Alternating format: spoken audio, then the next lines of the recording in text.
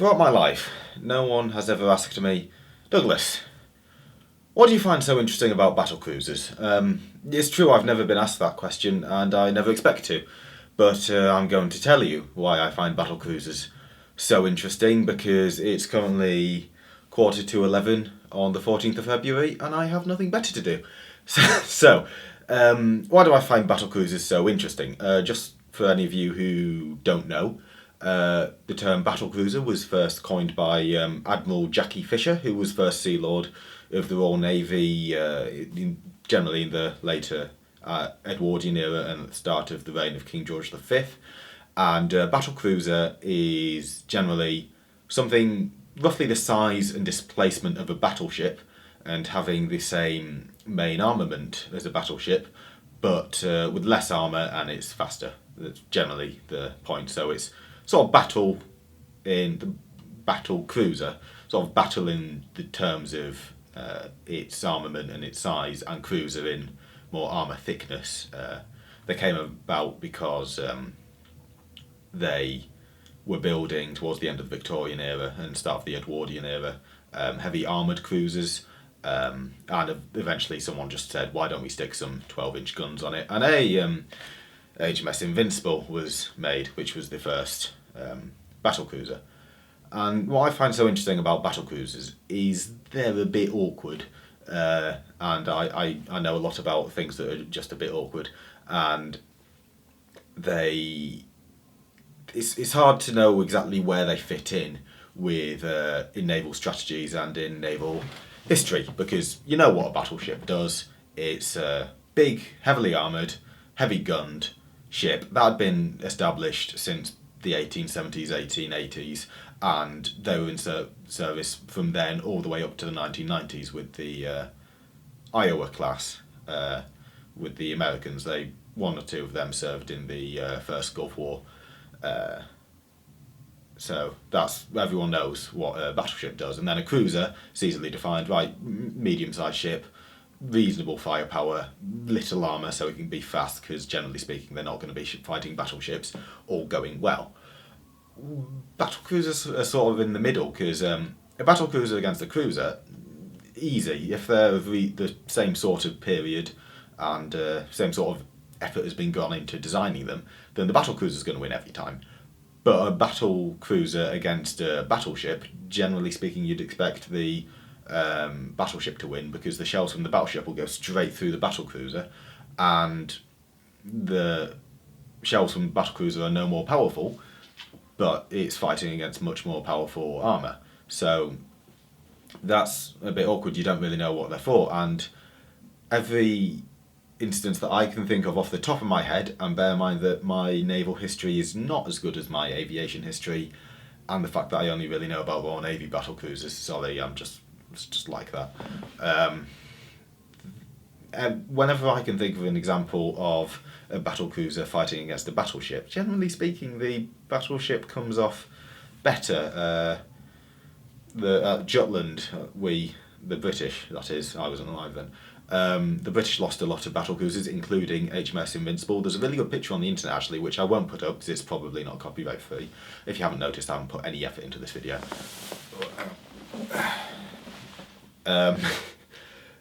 When HMS Invincible sank, ironically, she broke in half, and so the midships of the ship sank first, and as you'd expect. And there's a picture where you can see where the ship has hit the bottom, but the bow and the stern are still above the surface, because Jutland was fought in the North Sea. The North Sea isn't particularly deep. Obviously, if you walk in, you'll still get your hair wet, but for a ship that's hundreds of feet long, it's not that deep if you're going to be sinking. It's a bit like, what was it, Lusitania hit the bottom before she foundered, and I think Britannic did as well. HMHS Britannic hit the bottom before all of her was below the water. So it's not uncommon, but it's not the sort of thing you'd really expect, is it? So yeah, it's always a bit awkward what battlecruisers are for, and They were never as popular as battleships or cruisers. Majority of navy, well, not the majority. Majority of large naval powers have had battleships. I can't think of something power I'd consider a major naval power that has never had a battleship, and I can think of one or two that probably didn't go in very heavily for the battlecruiser. And you got to bear in mind that the battlecruisers also weren't in service for anywhere near as long as the battleship, so it's obvious that people weren't too keen on them. And generally speaking, you get a higher proportion of battlecruiser designs seem to have come off as duds compared to battleships. For instance, the British battlecruisers HMS Repulse and HMS Renown, I think I've got that right. If I haven't, you need to check all of this. I'm just waffling. You don't need to watch this video, it's just for me. They were big, massive ships, but they only had 6 main guns. And a couple of people at the time mentioned, is the investment of manning and running and paying for this ship really worth just being able to move 6 15-inch guns around? And some people would say it wasn't. And then the Courageous class from the First World War, I think they were converted, there were 3 of them, and they were converted to aircraft carriers after the war, or during the war.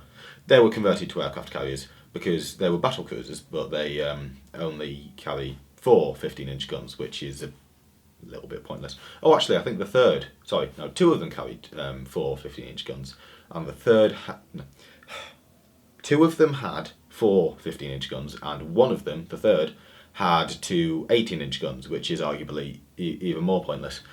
And I think Jackie Fisher wanted to call them light battle cruisers, or were they just extremely heavy cruisers? I think they were only just classed as battle cruisers, and not even very good ones at that, because they were converted into weird looking aircraft carriers after that, which didn't have an island. So I think, talk amongst yourselves. As I say, you don't need to watch this. I'm just doing it for me because I was bored and I've got MATLAB to do, which I haven't even started. So university's having great fun. I've applied to the RAF again. I rang them this morning because they asked me to, and they said you applied a bit early again. You can't do your CBAT again until July, so you're gonna have to wait. We'll contact you again in June. So that's that. That's good fun. Anyway, back to battlecruisers, and lots of critics of battlecruisers were saying that they're never going to be useful because what admirals are going to do is put them in a battle line, so either at the front or the back of the battle line, in which case they're going to be acting as battleships. They have the same armament as a battleship, and that when you're in a battle line of battleships and you're a battlecruiser, your speed is wasted, so there's no need for you, really, which is a shame. Of course, the most famous battlecruiser, that I can't imagine there's a battlecruiser more famous than HMS Hood, Admiral class battlecruiser HMS Hood. Originally there were supposed to be 4 built, but 3 of them were scrapped due to costs and the Washington Naval Treaty and all that sort of thing. Hang on, am I bullshitting there? Possibly. The Washington Naval Treaty was the same sort of time. If you look on Wikipedia at lots of British battle cruisers and battleships, large gun ones, the ones that were sort of made pre-war, so by a lot of them were scrapped in 1921, 1922, that sort of time. So they only had sort of like 10-year careers, and that's because limits on tonnage of after the Washington Naval Treaty. I think it was Britain and America were restricted to something like 500 and something thousand tons of capital ships each. It was a 5 to 5 to 3 to 1.75 to 1.75 ratio. I think so. Britain and America were on parity with 5. Japan was on 3. France was on 1.75, and the other one was Italy, maybe. Germany wasn't definitely wasn't in there because they were being fucked over by the Treaty of Versailles, as you know, because you're an educated chap, aren't you? Yes. So basically, in the early 20s, everyone had to stop building battleships. And there's a good graph that you can find on the internet as well of tonnage against year for battleships, and there's dotted line in the Washington Naval Treaty, and you can see lots and lots of ships being built by various battleships being built by various countries leading up to the Washington Naval Treaty. Then Washington Naval Treaty, nothing, and then around the 30s and 40s they were building a few more, and the last battleship ever to be laid down was HMS Vanguard. So it is a shame. She had a very, very short career because money. Not the worst thing that the British government did to the Royal Navy in recent history. For instance, in the late 60s, trying to take away their carriers. Luckily, not luckily, but fortunately, the Falklands War made them realise that actually aircraft carriers are quite useful. But before that, the Navy had to get through the Invincible class carriers, which were technically through-deck cruisers, because they weren't allowed any aircraft carriers. So they're like, oh no, these aren't aircraft carriers, they're cruisers, which carry aircraft. They're just small aircraft carriers. Really, if you see a picture of the Invincible class next to the Queen Elizabeth class or a Nimitz class, it really is astounding how small they are. You can only fit a V-22 on a Invincible if you put it on the back. It can't fit next to the island. That's how small they are. Yeah. Anyway, back to battle cruisers. I'm going to ramble throughout this, and occasionally I'll say, I'm back to battle cruisers. So it's trying. They had a niche. They needed a niche, and I feel like they never really found it in history. No one ever really needed them too much. And with HMS Hood, which I was talking about before, she was designed to have, I think, 6 inches of armour, belt armour. But after Jutland, they added, I think, 5,000 tons of armour, bringing her belt up to 12 inches, or 13 inches, something like that. And so she had better armour than a Queen Elizabeth class, which was absolutely a battleship. And the same guns, same calibre guns. I don't know if they were exactly the same guns. They may have been, but also may not. Well, they either were or they weren't, I just don't know. And so she was technically a battlecruiser, but in most respects she was a battleship. But she was as fast as a battlecruiser, but yeah, I don't know, some people, it's debate whether she was really a battlecruiser or a battleship. But we shall call her a battlecruiser, for that is what she was designated, therefore she was a battlecruiser, even if she had many, many battleship characteristics, such as guns and armour. Which is, back to the cruisers though, not actual cruisers, the through-deck cruisers, the Invincible class aircraft carriers. Before that, there was the Tiger class cruisers that were made for the Royal Navy. I think they were laid down until like 1942, but they weren't commissioned until the 50s. And they were HMS Tiger, HMS Lion, and HMS Blake. And they, if you're ever in a pub quiz and question comes up, when was the last cruiser withdrawn from the Royal Navy, then you can argue about that, because either it would be one of the Tiger classes, because technically it is a cruiser. They were built with 4 6-inch guns, but then they were later converted into sort of like semi-helicopter carriers, because they removed the rear turret, so it then only had, its main arm was then only 2 6-inch guns, which is a little bit pathetic. So they put a hangar on the back and a flight deck so it could carry 4 helicopters, which I've seen some people have argued that led to the through-deck cruisers, because people thought, what if we had a cruiser-sized ship that could carry lots of helicopters and Harriers? And they were actually considering recommissioning 2 of the Tiger class cruisers for the Falklands, I think they started doing them up again in 1982, but then the war ended, so they decided not to.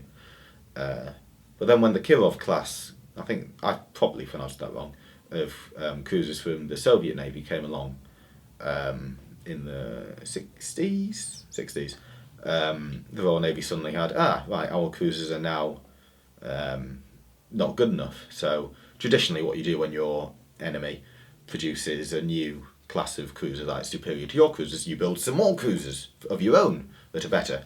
But that's quite expensive and it takes a long time. Well, obviously, whatever you're going to do is going to take a long time. But the point is, it's very expensive on manpower and money and materials, but mostly money. And so the Royal Navy thought, right, what if instead of building more cruisers to counter this, we build an aeroplane that can destroy their cruisers? And that's where the Blackburn Buccaneer comes from. It was actually designed to kill cruisers, going in very low level. I've heard a quote said the Buccaneer was the only aeroplane that retracted its landing gear so it could fly lower. And so that was what the Buccaneer did.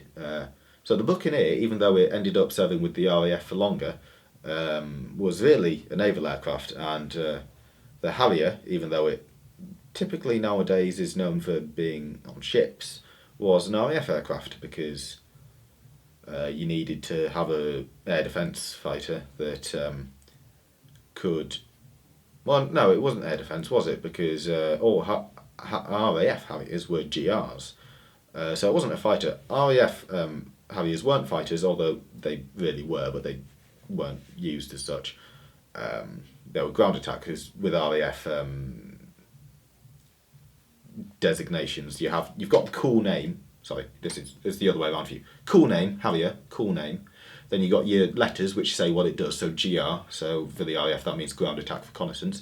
And then you got your number which shows you which version it is. So for instance, in the Falklands it was the GR3, the Harrier GR3 they used by the RAF. The Navy used the Harrier FRS-1. And just while I'm on it, if you're making memes about the Falklands War and you want to put a picture of a Harrier on it, either use a GR3 or an FRS-1. Let's make our memes accurate, alright? I'm sick of seeing Falklands memes with Harrier FA2s and GR7s and GR5s. No, it's not acceptable. Get it right. Anyway, I've completely lost my track of thought. So, battle cruisers. I don't know. I can't think of many other things I know about battle cruisers. I know Invincible was based the Invincible class, not the aircraft carriers or through deck cruisers, the battle cruisers, the ones built in the Edwardian era. They were similar size to HMS Dreadnought, and I think they were built at the same time actually, because I remember thinking that after the two Navy policy was enacted in the 1890s, or two power policy, basically it said we want our Navy to be more as powerful as France and Russia together. Jackie Fisher wanted to build 4 new cruisers a year and 3 new battleships a year to keep numbers up, which is why if you look through British pre-dreadnoughts you get a new class every year or two. My favourite, by the way, is the King Edward VII class of pre-dreadnought, or the Lord Nelsons. Actually, I'm not sure. Not to be confused with the Nelson class of battleship, which was built in the 1920s. They're very nice as well, though. I like them. I'm trying to think if there are any British battleships I don't like. Not really. Anyway. Actually, ironically, I'm not the biggest fan of HMS Dreadnought because I know that HMS Dreadnought is by definition a dreadnought because that's where the term dreadnought came from. She just looks like a pre-dreadnought, which is obviously not surprising. That's when she was from. But she does look a lot like a pre-dreadnought because that's the time. But I know she looks a bit old-fashioned to be counted as a proper big battleship. Although, of course, that's wrong because she is. She was the first one. Anyway, so Dreadnought had 10 12-inch guns in 5 turrets. And it's flashing. I know, you're on 19 minutes. Shut up. Anyway, I haven't been drinking actually, I'm just lazy. I started off this video enunciating and it's just gone downhill from here. But the Invincible class battle cruisers only had 8. So that's the difference between them. I'm going to stop this video now because no one's watching, not a single person is. If you're watching at this point, please comment microphone in the comments just to prove that someone was watching. to this point. The reason I decided to microphone is because I'm currently looking at a microphone, which is on top of my camera. You've got better things to do, so go and do them. Goodbye. I'm just adding this bit onto the end because I finished filming, then I went on the internet, and it turns out the British government is talking about reducing frigate numbers from 13 to 9. Obviously, that's a completely stupid idea. They don't need to do that. So I'm writing to my local MP. You should write to yours as well. Keep frigate numbers at least 13, please. If there's one thing that was demonstrated very clearly to us recently, it's that the Royal Navy doesn't have enough ships. Okay? So just write to your MP about it. Thanks.